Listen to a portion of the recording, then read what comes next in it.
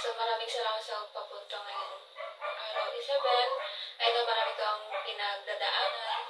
Pwede mo bang i-share sa akin yung nararamdaman mong pabigat? Ngayon po kasi ang nararamdaman ko po kasi is a lot of pressure from my family, from my parents, and also pressure na rin po sa aking sarili.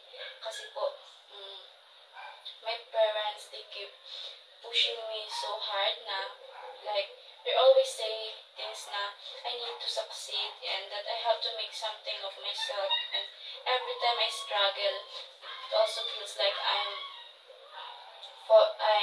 disappointing them. Mahirap yun, no, Isabel, lalo na kung yung pressure na dala-dala mo is yung dahilan is yung family mo, then gusto mo din na maging proud sila sa'yo.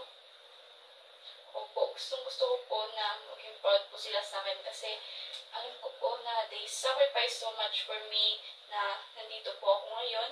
And yung syempre po nagtatrabaho po yung parents ko na naghihirap po doon sa amin para mapadala lang po yung para mabigyan po ng sustento, mabigay po yung mga pangangailangan ko po, lalong-lalo na po sa pag-aaral.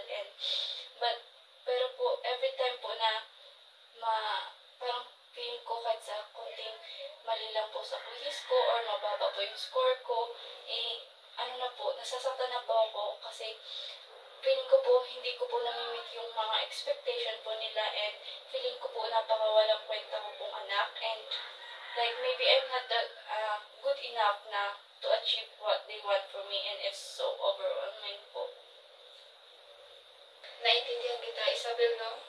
Lalo na kasi yung parents mo mataas yung expectation sa'yo and it's like you're losing yourself in the process. Na subukan mo na bang kausapin mo yung parents mo tungkol dito? No. Alam ko pong hindi nila maiintindihan.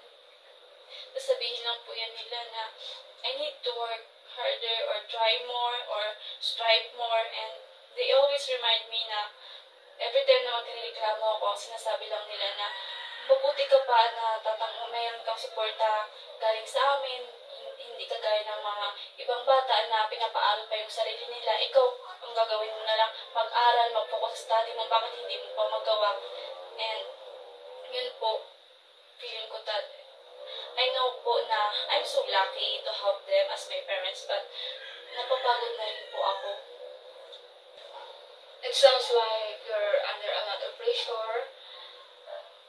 Hindi lang sa kailangan mo maging successful, but also you need to meet the own definitions of success ng iyong parents. Napakabigat yan sa iyo na mag-isa na i-handle. So, nandito ako para tulungan ka kung sakali ba makakatulong sa iyo na mag-set tayo ng boundaries with your family or maybe finding ways to balance your goals with theirs. Sa tingin ko po, gusto ko lang naman po na makita nila na I'm trying my best and even if I'm not perfect, sometimes I don't even know if what I'm doing is what I want anymore or ito ba or ginagawa ko lang ba yun dahil gusto nila. That's a really important insight, Isabel, no? So, we can work on clarifying your own goals so you feel more connected to what yung gusto mong i-pursue. And maybe we can explore more ways to communicate with your parents about kung ano yung epekto sa'yo ng pressure. So, at ipaintindi sa kanila yung nararamdaman mo at syempre na maintindihan din nila na ginagawa mo din yung best mo. But also need space to figure things out. That would be good po and I just want them to be proud of me but I don't want to lose myself in the process. It makes complete sense, but take it step by step. You don't have to figure it all alone.